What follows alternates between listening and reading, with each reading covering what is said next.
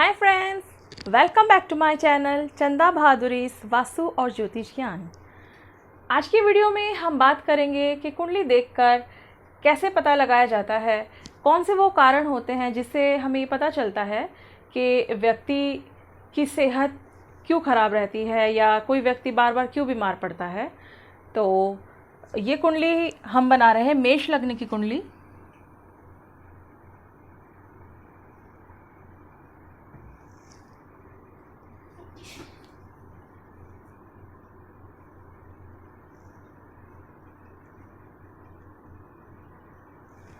मेष लग्न की कुंडली बन गई है और इसके लग्नेश बने मंगल, और अगर मंगल यहाँ त्रिक भाव में बैठ जाए 6, 8 और 12 हाउस को कुंडली का त्रिक भाव कहते हैं, जो कि अच्छा नहीं माना जाता है। और अगर किसी कुंडली में कुंडली के लॉर्ड लग्नेश अगर त्रिक भाव में 6 हाउस में जाके बैठ जाएं तो ये सेहत के मामले में अच्छा नहीं माना जाता है। ऐसे लोगों की सेहत ख़राब रहती है, तबीयत नरम गरम रहती है, क्योंकि ये घर 6 हाउस रिप्रेजेंट करता है रोग को, बीमारियों को। और कई बार होता है कि कुछ लोगों की कुंडली में उनका लग्न जो होता है, उनका लग्नेश, उसकी डिग्री भी कम होती है। जैसे कि किसी की डिग्री 0 डिग्री है, 1 डिग्री है, 28 डिग्री है और 29 डिग्री है, तो उस हिसाब से इसमें बल ही नहीं होता, तो ये लग्न कमज़ोर हो गया, लग्नेश। इस वजह से भी ऐसे लोग बार बार बीमार पड़ते हैं। कुछ ना कुछ उन्हें हेल्थ इश्यू लगा रहता है, कुछ ना कुछ वो हेल्थ को लेकर परेशान रहते हैं। और भी कई कारण होते हैं, जैसे कि सूर्य के साथ अस्त हो जाना। अगर सूर्य यहाँ बैठे हैं और मंगल भी इनके साथ बैठे हैं तो ये अस्त हो जाते हैं। सूर्य के पास 10-12 डिग्री तक कोई भी ग्रह आता है तो वो सूर्य से अस्त हो जाता है। तो अगर लग्नेश कुंडली में अस्त हो जाए तो भी शारीरिक मानसिक तरह से व्यक्ति परेशान रहता है, बीमार रहता है। कई बार होता है चंद्रमा अगर नीच राशि में है, जैसे कि चंद्रमा वृश्चिक राशि में नीच के हो जाते हैं। चंद्रमा ने मन, यदि हमारा मन ही कमज़ोर है तो व्यक्ति बहुत डिप्रेशन में चला जाता है। कई बार ये भी देखा जाता है, मन के हारे हार है, मन के जीते जीत है, ये आपने सुना ही होगा, और ये 100% होता भी है। तो अगर चंद्रमा भी किसी व्यक्ति की कुंडली में नीच है या बुरी कंडीशन में है, गलत प्लेसमेंट में है, तो भी व्यक्ति मेंटली परेशान रहता है, बीमार रहता है।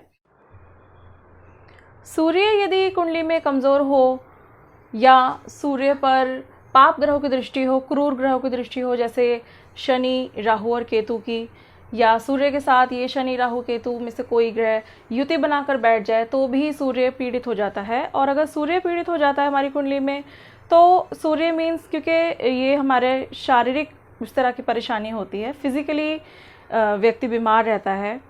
अब वो परेशानी कुछ भी हो सकती है, पैरों में दर्द है, कमर में दर्द है, सर में दर्द है, इस तरह की भी परेशानियां हो सकती हैं व्यक्ति को।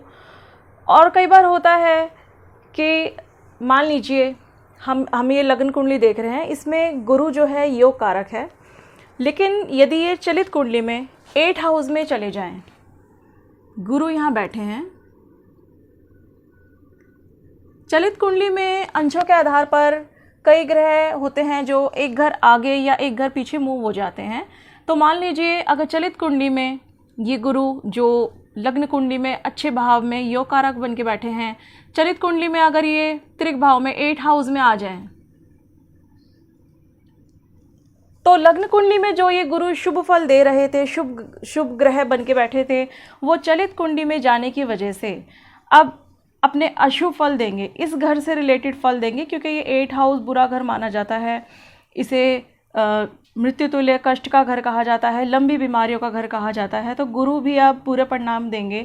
तो यदि किसी व्यक्ति की दशाएं चल रही है, गुरु की महादशा, अंतर्दशा, तो वो गुरु के कारण ही बीमार रहेंगे, कुछ ना कुछ उनकी इस तरह से परेशानी चलती रहेगी। डॉक्टर से इलाज चल रहा है तो भी जैसे वो ठीक नहीं हो पा रहे हैं, इस तरह की समस्या देखी जा सकती है।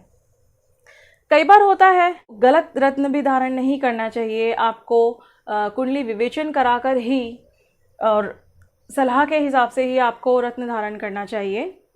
अगर आप नेगेटिव ग्रह का रत्न धारण करते हैं तो वो आपको शुभ फल नहीं देगा, वो आपको परेशानी देगा। तो इस तरह के बहुत से कारण होते हैं, कुंडली देखकर पता लगाया जाता है कि परेशानी कहाँ है, किस ग्रह की वजह से परेशानी है। कई बार होता है ग्रहों की प्लेसमेंट ख़राब होती है, ग्रहों की पोजीशन गलत हो जाती है, पाप पीड़ित हो जाते हैं ग्रह, तो अपना शुभ फल नहीं दे पाते हैं।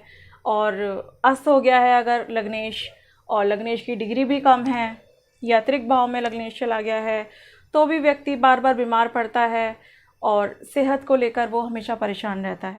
क्योंकि कुंडली विवेचन करके हम सही आधार पर रिज़ल्ट निकालते हैं कि व्यक्ति को कोई ग्रह नीच का है तो उसको क्या दान करना है, या आपकी कुंडली में आपका ग्रह तो शुभ है लेकिन वो डिग्री वाइज वीक है, तो उसके लिए हम उसे रत्न पहनाते हैं या मंत्र जाप बताते हैं। लेकिन मैं आपको इस तरह के उपाय बताती हूँ जो आप कोई भी आप कर सकते हैं और अपनी बीमारियों से निजात पा सकते हैं। सूर्य के लिए, अगर सूर्य आपकी कुंडली में मारक है, नीच है, पाप पीड़ित है, तो सूर्य के उपाय में आपको आदित्य हृदय स्तोत्र का पाठ नियमित रूप से करना चाहिए। आपको सूर्य देव को जल चढ़ाना चाहिए। चंद्रमा के उपाय में आपको भगवान शिव की पूजा करनी चाहिए और ओम नमः शिवाय का आपको जाप करते रहना चाहिए। और शिव चालीसा का भी पाठ अगर आप करेंगे तो आपके लिए बहुत उत्तम है। मंगल यदि आपकी कुंडली में नेगेटिव है, मंगल के कारण आपको रोग मिल रहे हैं, आपको कष्ट मिल रहे हैं, तो मंगल के उपाय में आप हनुमान जी की पूजा करें, हनुमान चालीसा का पाठ करें। बुध के उपाय में आपको पेड़ पौधों की ज़्यादा से ज़्यादा देखभाल करनी चाहिए। अब जैसे गर्मियां हैं तो पौधों को पानी आप डालें, तुलसी माँ की पूजा करें और गायत्री मंत्र का जितना हो सके आप उच्चारण करें, तो इससे आपको लाभ होगा।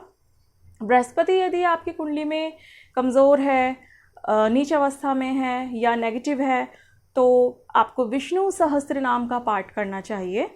और अगर आप थर्सडे को व्रत कर सके तो और उत्तम, तो इस उपाय से आपको लाभ होगा। शुक्र के उपाय में आपको दुर्गा सप्तशती के अध्यायों का पाठ करना चाहिए और माता रानी की आपको पूजा पाठ करना चाहिए, पूजा में ध्यान लगाना चाहिए। शनि के उपाय में आपको शनि चालीसा का पाठ करना चाहिए, अगर व्रत रख सके तो और भी उत्तम। और सात्विक भोजन खाएं, खाने पीने का आप ध्यान रखें, घर का ही खाना खाएं। और राहु और केतु, क्योंकि रहस्यमयी बीमारियां देते हैं व्यक्ति को, राहु केतु अगर कुंडली में मारक है, नेगेटिव है, तो कई बार होता है कि व्यक्ति बीमार है, जो बीमारियां शुरू में छोटी लग रही थी लेकिन बाद में वो बीमारियां सीरियस हो जाती हैं और उनका इलाज ढूंढ पाना भी मुश्किल हो जाता है। कई बार इस तरह की कंडीशंस जो बनती है वो राहु केतु की वजह से ही बनती है। तो राहु केतु के उपाय में आप जितना हो सके अपनी लाइफ में, अपने घर में चंदन की खुशबू का ज़्यादा से ज़्यादा प्रयोग करें। अगरबत्ती है, धूप बत्ती है, आप घर में पूजा पाठ कर रहे हैं तो आप धूप लगाएं, तो चंदन की जितनी खुशबू का आप इस्तेमाल करेंगे आपके लिए अच्छा है। और भगवान शिव की ज़्यादा से ज़्यादा पूजा करें, पूजा पाठ में ध्यान लगाएं, सात्विक भोजन खाएं। उम्मीद है आज की वीडियो आपको पसंद आई होगी। Thank you.